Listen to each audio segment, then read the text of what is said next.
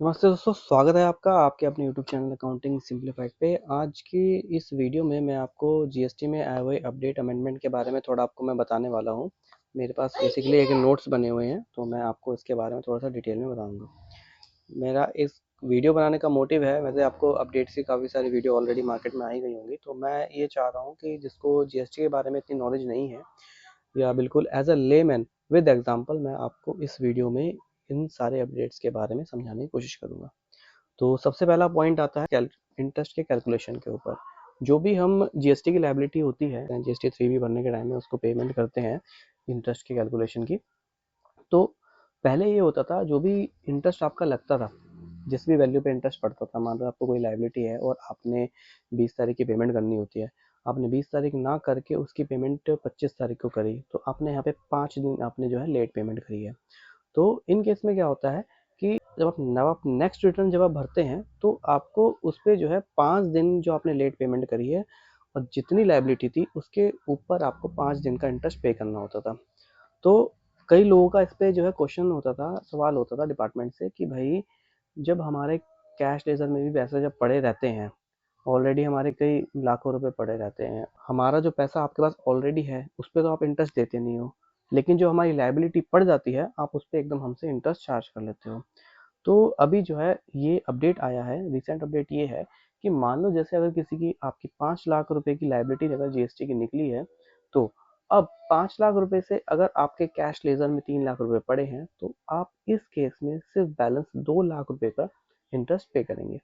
मान लीजिए अगर आपकी 5 लाख की लायबिलिटी है और आपके कैश लेजर में ऑलरेडी 6 लाख रुपए पड़े हैं, तो इस केस में आपको कोई भी इंटरेस्ट देने की जरूरत नहीं है, आपका इंटरेस्ट कैलकुलेट ही नहीं होगा। तो पहली अपडेट तो थी सिर्फ ये इंटरेस्ट की।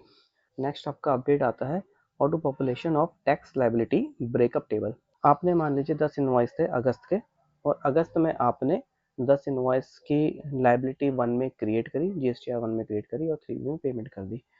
अब सितंबर की जब रिटर्न आती है तो आपको ध्यान आता है कि अगस्त मंथ के एक इनवॉइस तो मेरा रह गया है। तो आप क्या करते हैं, जो आप जीएसटीआर 1 आप डालते हैं, जीएसटीआर 1 में आप अगस्त मंथ का इनवॉइस आप दिखा देते हैं।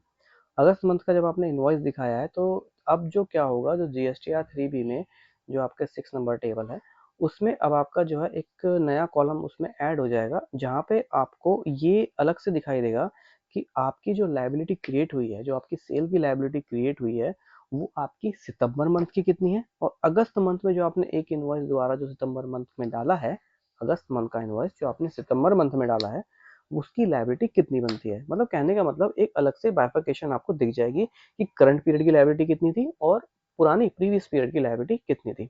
तो दूसरा अपडेट तो ये था। अब तीसरा अपडेट आता है suggestive cross utilization of ITC. आप इस एग्जांपल को समझने से पहले, मतलब इसको समझने से पहले आप ये समझिए, सेंटर अपना अलग टैक्स कलेक्ट करता है और स्टेट अपना अलग टैक्स कलेक्ट करता है। पहले क्या होता था, सेंट्रल जो है स्टेट से सेटलमेंट नहीं करते थे, सेट ऑफ नहीं करने देते थे, ऐसे ही स्टेट जो है दूसरी स्टेट से सेट ऑफ नहीं करने देते थे कुछ भी।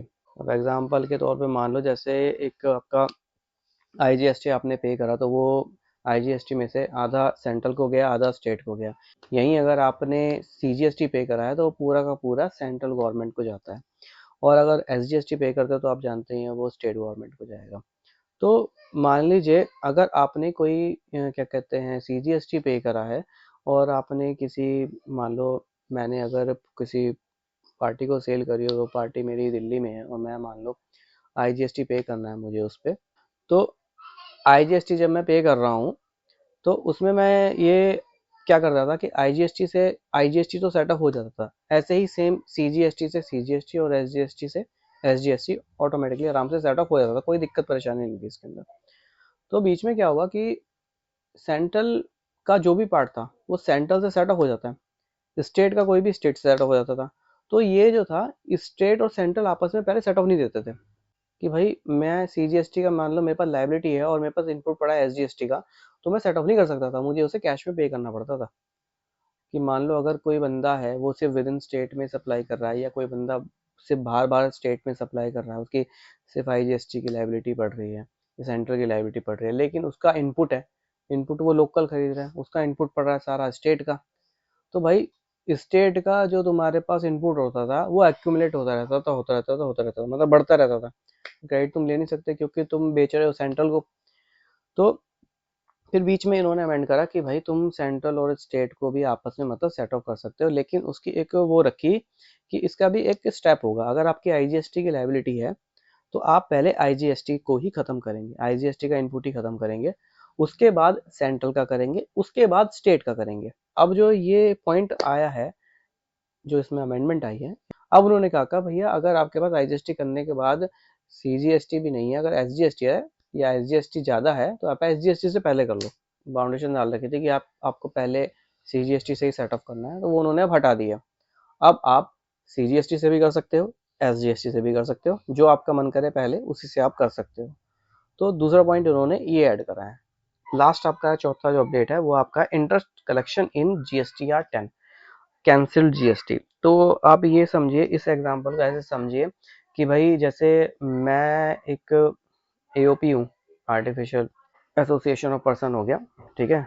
एओपी बीओआई जो मतलब कुछ टेम्परेरी पीरियड के लिए जीएसटी लेते हैं, और मान लीजिए मैंने जो है 2-3 महीने के लिए मैंने अपना जीएसटी रजिस्ट्रेशन कराया है।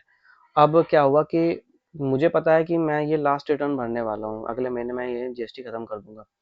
तो दिक्कत क्या आती थी कि जैसे अब मैंने लास्ट रिटर्न फाइल करनी है, 20 तारीख की मेरी डेट थी रिटर्न फाइल करने की, मैंने वो 28 तारीख को उसकी रिटर्न फाइल करी 3B की। तो अभी तक रूल क्या होता है कि जब भी इंटरेस्ट की कैलकुलेशन होती है वो नेक्स्ट पीरियड की रिटर्न में आती है। जब आप नेक्स्ट पीरियड की रिटर्न भरोगे तब वहाँ पे आप इंटरेस्ट की कैलकुलेशन करके तब पे करनी होती है। अब मैं तो भाई इसी महीने अपना जीएसटी खत्म करने वाला हूँ, तो भाई इंटरेस्ट तो गया, इंटरेस्ट कैसे पे होगा, इंटरेस्ट तो पे नहीं हो पाएगा। तो अब इन्होंने क्या करा है भाई, जीएसटी ने क्या कहा कि आप GSTR 10 के थ्रू, GSTR 10 एक फॉर्म है आपका, उसके थ्रू अब आपको इंटरेस्ट की पेमेंट करनी होगी। तो बस ये 4 छोटे से ये आपके अपडेट थे, और मैंने कोशिश करी है आपको बिल्कुल लेमन लैंग्वेज में समझाने की। और ये आप पोर्टल से डाउनलोड कर सकते हैं, नहीं तो मैं ट्राई करूँगा इसको लिंक में आपको डालने का। जीएसटी का ये अपडेट है, आपके पोर्टल पे ऐसे अपडेट पे मिल जाएगा ये। हाँ, और हाँ, अगर वीडियो अच्छी लगी हो तो इस वीडियो को प्लीज़ लाइक कीजिएगा। मैंने सामने आके पूरी तरह मतलब बिना स्क्रीन के मैं आपको समझा रहा हूँ, तो मैं जस्ट एक ट्राई कर रहा हूँ कि अगर इस पे सही रिस्पॉन्स मिला इस वीडियो पे तो मैं आगे कंटिन्यू करूँगा। प्लीज़ मेरे को लेट मी नो, बताइएगा कि मैं ऐसे वीडियो बनाऊँ या नहीं बनाऊँ, या फिर जनरली जो मैं नॉर्मल अकाउंट्स अकाउंट्स या TDS GST से रिलेटेड वीडियो बनाता हूँ, खाली वही बनाऊँ। तो होपफुली वीडियो पसंद आई होगी। प्लीज़ लाइक कीजिए, शेयर कीजिए और सब्सक्राइब कीजिए। Thank you so much.